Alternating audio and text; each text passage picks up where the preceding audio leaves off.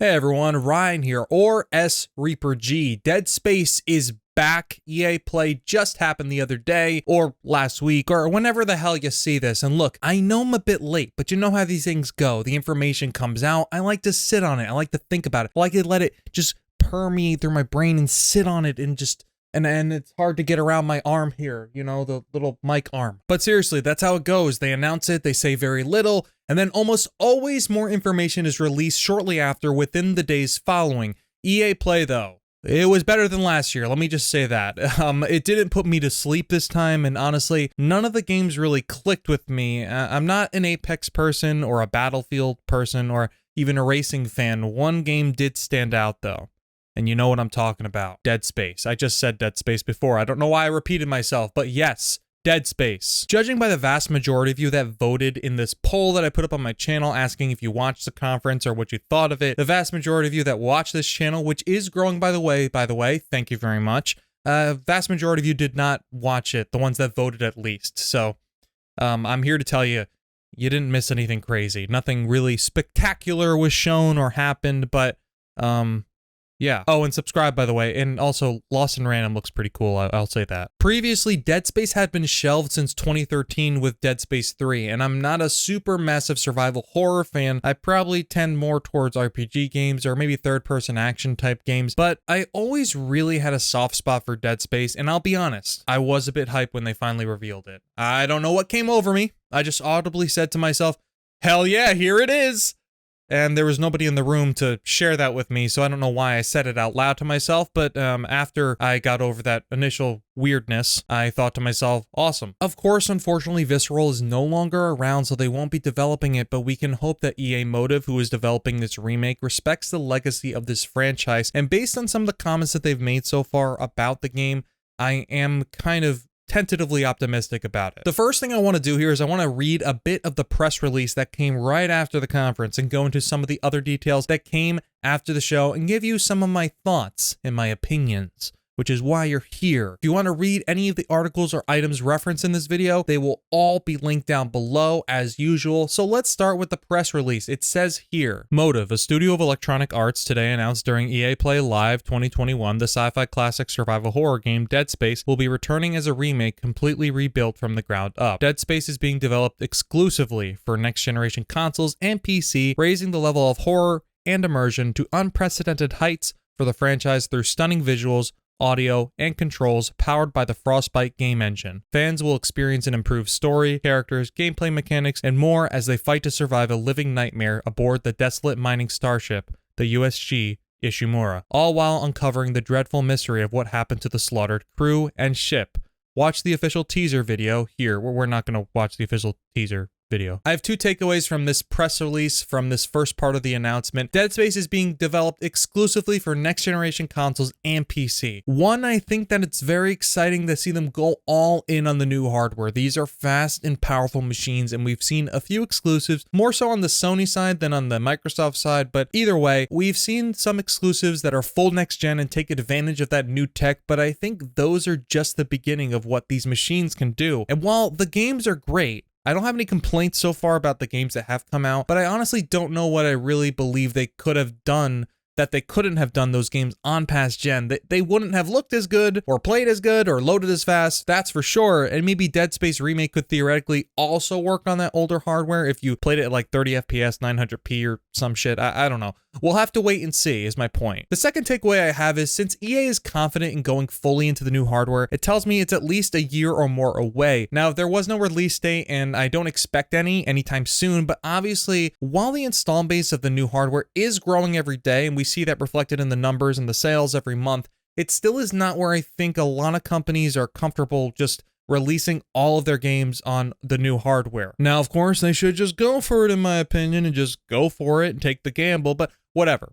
It's probably a far way out at this point. Okay, let's read the next part. The Dead Space franchise made a huge impact on the survival horror genre when it was released 12 years ago, and I came to Motive as a fan first to specifically work on this game, said Philippe Ducharme, senior producer of Dead Space. We have a passionate team at Motive who are approaching this remake as a love letter to the franchise, going back to the original and having the opportunity to do so on next-gen consoles excited everyone on the team. As we look to modernize the game, we've reached out to dedicated fans and invited them to provide us with feedback since the early stages of production to deliver the Dead Space game they want and for new players to enjoy as well. It's a lot more here of just them saying it's going to be more modern, next gen only. I want to talk about that because I appreciate the fact that they are talking to fans about what they want to see and feedback. Obviously, with any creative field, this one included, there's a mix between what you want to create and what fans want to see, what your audience wants to see. So I think it sounds like they're on the right track. You should have a mixture of doing your own thing and also listening to your audience. And as with everything else, this is always a wait and see. We'll see if it pays off in the end. And finally, the last bit here of the press release is just a short plot synopsis. In Dead Space, Isaac Clarke is an everyman engineer on a mission to repair a vast sprawling starship, the USG Ishimura, only to discover something has gone horribly wrong. The ship's crew has been slaughtered and infected by some alien scourge,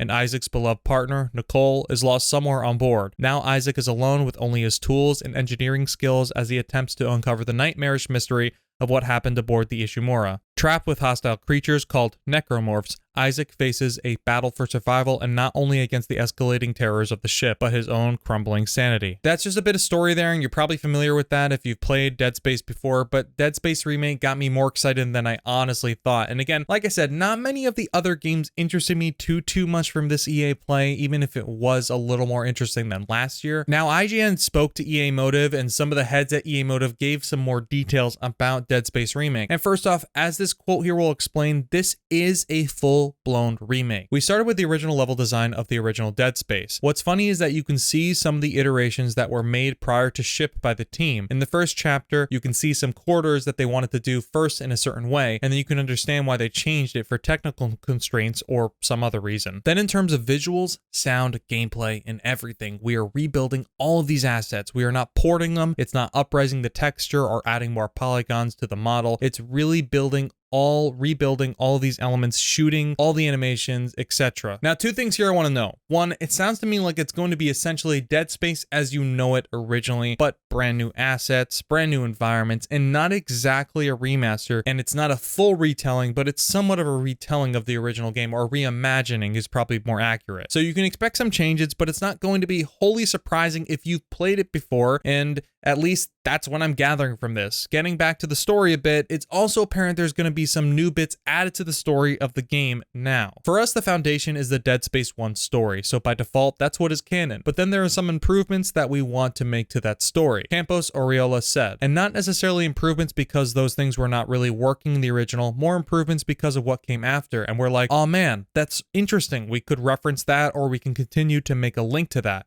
He continued, noting he and the team were looking at everything from what immediately happened in Dead Space 2 to ancillary media like animated films, and more. You see this a lot in popular media and in games especially. For example, with like the Yakuza franchise, when they made the first 3 games, or hell, when they made the first 4 or 5 games, maybe there was always a vague idea for like a Yakuza 0, or like a prequel to all the games, but I seriously doubt it. So when they did Yakuza Kiwami and Kiwami 2, the remasters for 1 and 2, of course they're gonna try and connect it more to 0, or make another game in the series to make it connect a bit better. It's still gonna be the original Dead Space underneath that you know and love. It may just have some more depth than it already did before, and maybe reference things that you didn't know about, but they're canon now in this story. They also kind of inherently discussed indirectly how long the game is going to be, in a sense, rather transparently so. But again, it goes in line with Dead Space history. None of the games are overly long. As an objective that we gave early on to everyone, what we are trying to achieve is an immersion where you never want to put your controller down, Ducharme said. Dead Space is not a 60, 100-hour game. Ideal scenario, you don't actually want to get up to go to the bathroom because you're so immersed within the universe and you want to play it through in one sitting. And that's awesome to hear. I know a lot of people, especially people who have watched my videos, have suggested they want a lot of game for their money, meaning people don't want to pay $60 or $70 for a 10-hour game, and that's fair. But Dead Space has always been a shorter, consolidated story. It warranted replays with all of your new gear and upgrades to find new secrets maybe you missed the first time. So with that in mind, I am certainly appreciative of knowing that they're aiming for a high quality, consolidated is a hard word to say apparently for me, a consolidated experience by the looks of it. I do honestly see a trend lately of developers just stuffing games with meaningless content, and it results in bloated games that have just a bunch of meaningless stuff going on. I have a video coming up hopefully this week or next week or whenever you watch this about Mass Effect Andromeda, and that is one of my big criticisms of that game, is just how meaningless tasks there are to do, how many there are. There's just so many. I think also a very important point we should not miss at all is this quote here from that same interview. We're also learning from mistakes such as microtransactions, which we will not have. For instance, in our game, Ducharme told IGN, confirming that they are developing it to never have microtransactions added to the experience. This is a new thing from EA lately, where they're going to kind of allow some of their franchises and games to not have or feature any microtransactions or monetization elements, Jedi Fallen Order being the first example. I was a bit hesitant when they said that about Jedi Fallen Order because I was like, it's EA, they'll find a way to fuck us, and they stay true to their word, to their credit. It was a single-player game then, and it still is today. I also have to say, it's probably one of the more fair upgrade paths for a game going to next-gen consoles that I've seen, considering they're allowing people who have a next-gen console that is digital only still upgrade their game for free, as long as they can prove that they purchased the game originally, which is really cool in a way, if you ask me. I think that's really fair, and that's really, really generous of them in a way. EA Motive developed Squadrons as well, and that does have online, but as they said, it does have microtransactions, and it doesn't. So there's seemingly a pattern of late with EA, knowing when to ease up on monetizing their games, or at least trying to step back from it in certain ways in franchises. So I wanted to make sure that didn't get lost in the whole discussion of Dead Space Remake and EA. Now, I'm not saying that we need to trust EA blindly, obviously. I'm just saying that we should take this as a good thing. And I realize that might sound like I'm suggesting we all sing Kumbaya around a fire and worship of EA for basically saying, we're not going to fuck this game outright. I'm not saying that. We'll judge it when we see it. But either way, it's always a comfort knowing that we won't be robbed blind, at least on day one. And I also understand if some people are hesitant towards EA Motive, given that they're a largely unproven studio. They did do some support work on Battlefront 2 and had another game in the works that was canceled.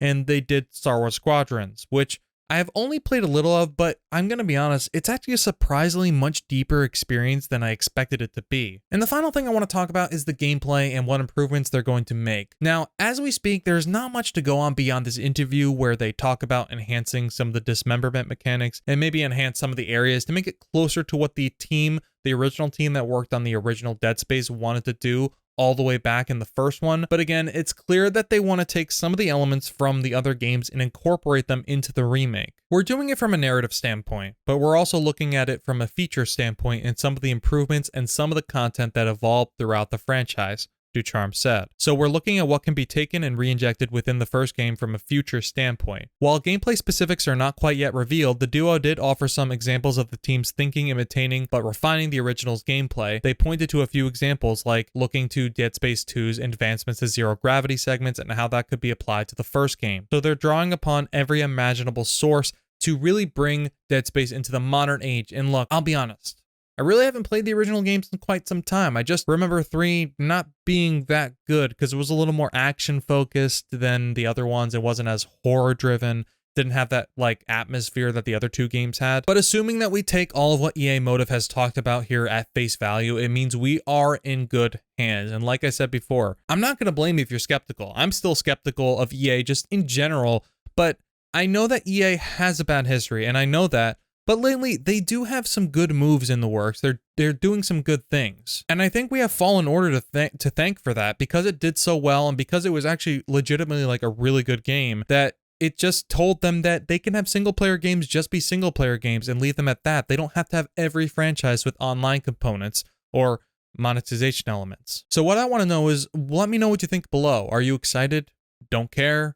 Make sure you thumbs up the video if you liked it and give it a thumbs down if you don't.